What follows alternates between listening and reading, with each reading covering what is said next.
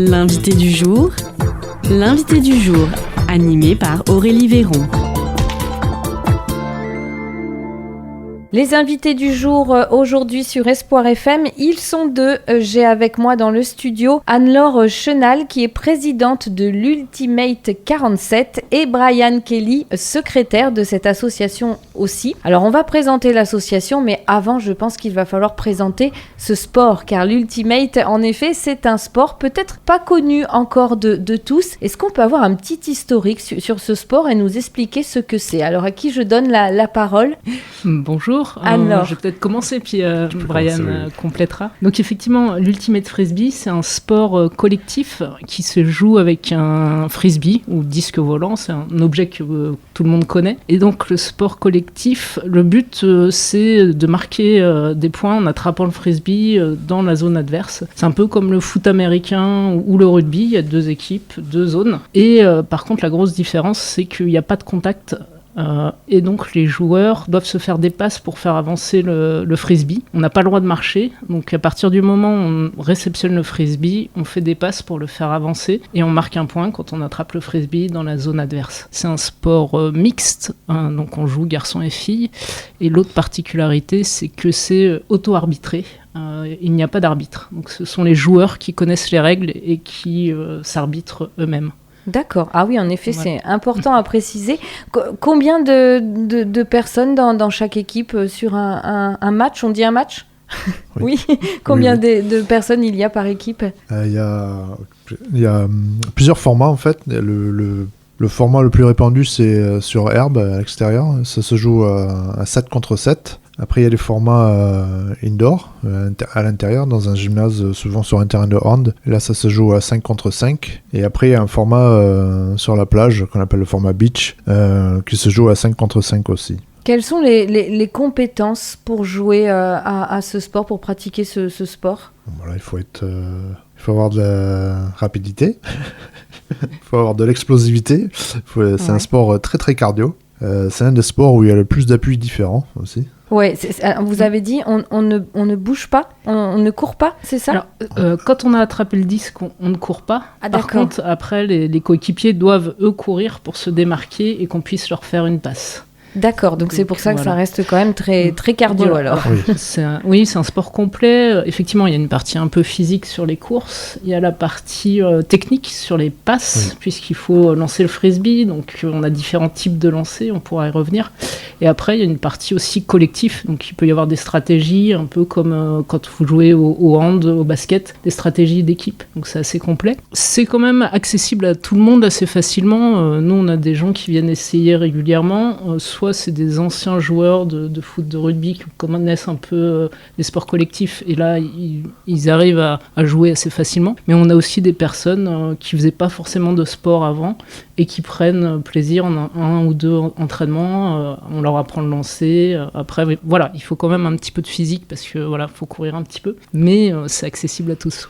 Et c'est un sport qu'on peut pratiquer assez tôt aussi, les enfants Oui, les enfants, alors nous on les accueille à partir de 10 ans, le club on a une section jeune, donc de 10 à 16 ans, on a un entraînement par semaine qui a lieu au COJC en gymnase, donc à Boué, mais il y a certains clubs qui ont des sections encore avant, à partir de, on va dire, 6-8 ans, en fait, voilà, dès qu'un enfant a à peu près la capacité de tenir le disque, de le lancer, c'est possible. Avant de parler de l'association Ultimate 47, je suis un petit peu curieuse, je voudrais savoir, vous, Anne-Laure par exemple, comment vous avez découvert ce sport et pourquoi vous le pratiquez?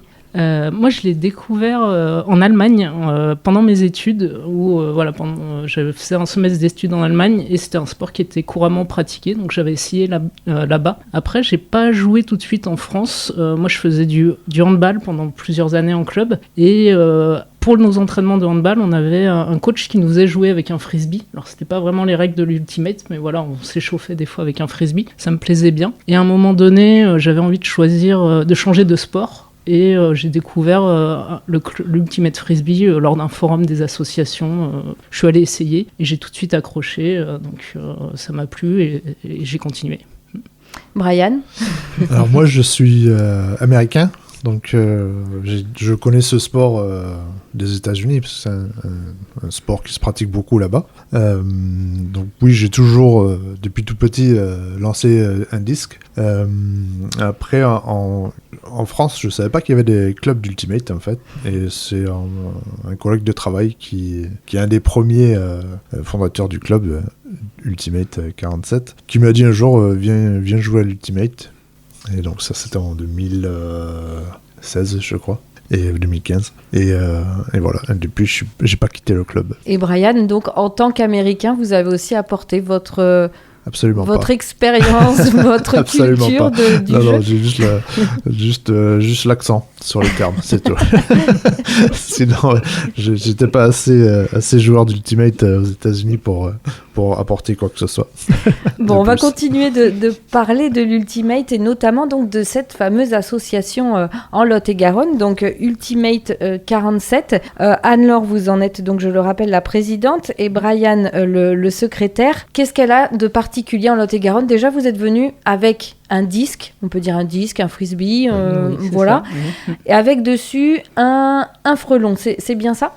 C'est ça, c'est donc le logo du club, notre mascotte, qui est un frelon qu'on appelle entre nous Bise. Pourquoi le frelon? C'était à l'origine du club. Une des particularités à Agen, c'est vrai que les frelons asiatiques, le premier frelon a été découvert à Agen, et voilà, ça a été choisi comme ça. D'après ce qu'on m'a raconté, moi j'étais pas là à l'époque, mais l'histoire dit que...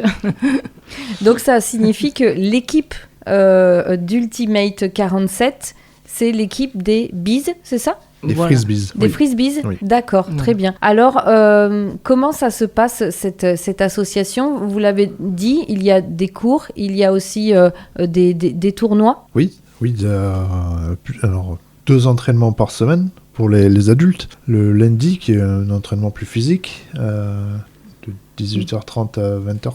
C'est ça. Ouais.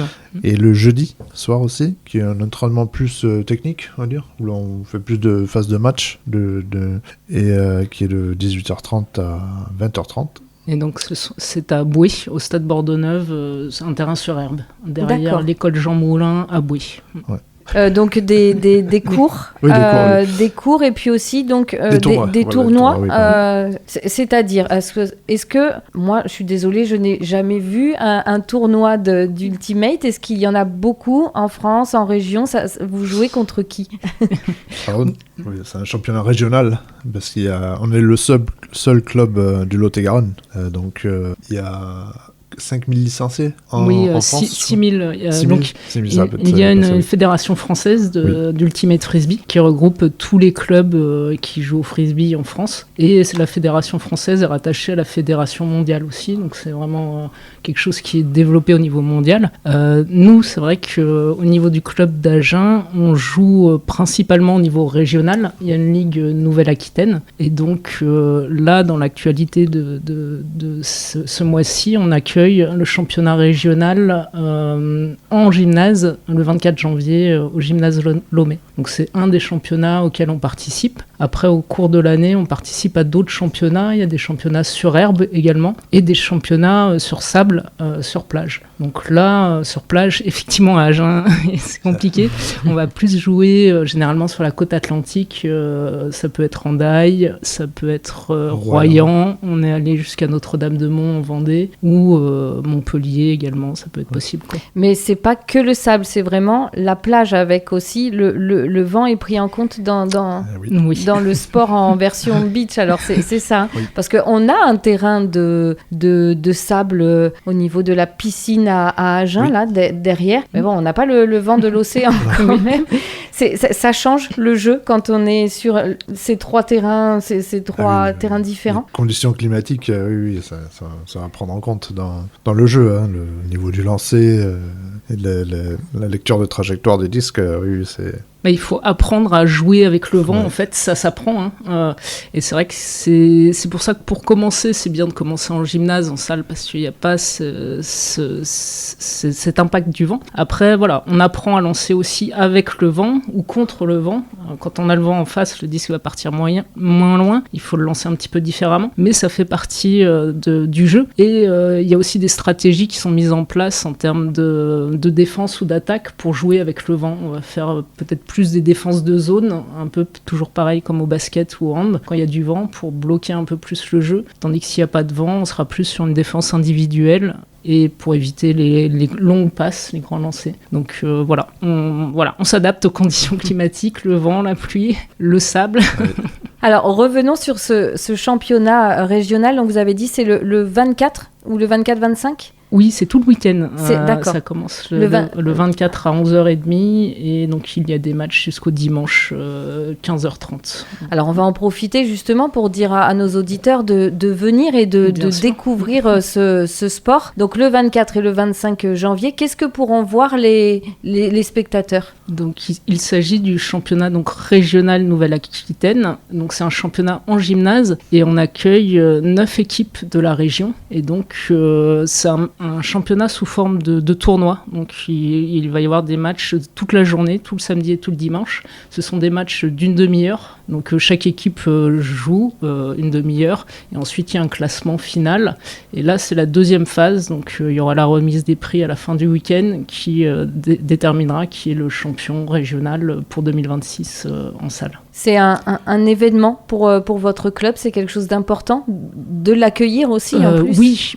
Oui, de l'accueillir. C'est vrai que pour nous, c'est l'occasion de faire découvrir ce sport et d'inviter tout le monde à venir voir ce que c'est en vrai l'Ultimate Frisbee. Parce que c'est vrai qu'on en parle, ça nous arrive de faire des initiations, mais c'est vrai que le mieux, c'est de le voir en vrai, de voir l'ambiance, de voir...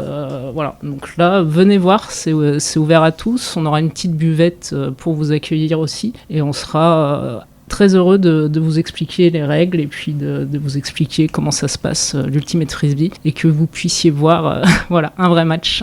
Donc ça se passe à partir du samedi 24 janvier au gymnase Lomé, c'est ça, au complexe sportif Lomé, donc oui. à Agen. À côté de la piscine Aquasud. Voilà, c'est ça. Donc très bien. Si on souhaite en savoir plus, justement, est-ce qu'il y a un site internet ou des réseaux sociaux où on peut retrouver l'actualité du club ? Oui. Alors, on a les réseaux sociaux, Facebook et Instagram. C'est Ultimate Agen. 47, oui, tapez Ultimate 47 vous trouverez le lien Facebook et Instagram. D'accord. Et il y a dessus aussi, il y a les informations pour le championnat ? Oui. Il y a toutes les informations nécessaires. Si besoin, vous pouvez nous envoyer un message. On a une adresse mail aussi et un numéro de téléphone. Donc pour toutes les informations, que ce soit sur le championnat ou sur les entraînements, les conditions d'entraînement, n'hésitez pas. On accueille aussi tous ceux qui veulent venir essayer lors des entraînements. Vous pouvez nous envoyer un message et puis on vous proposera de venir essayer. Il y a régulièrement des personnes qui viennent tester et il y en a certains qui restent.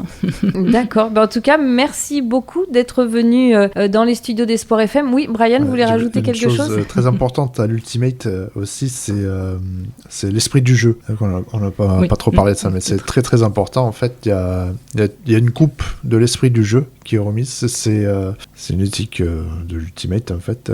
C'est l'intégrité des joueurs, en fait, c'est le respect et l'intégrité des joueurs. Comme on disait tout à l'heure, effectivement, c'est un sport qui est auto-arbitré. Donc, chaque joueur connaît les règles et si on estime qu'un des joueurs adverses a fait une faute, on appelle la faute et après on discute avec le joueur. Si on arrive à régler la faute, le jeu reprend.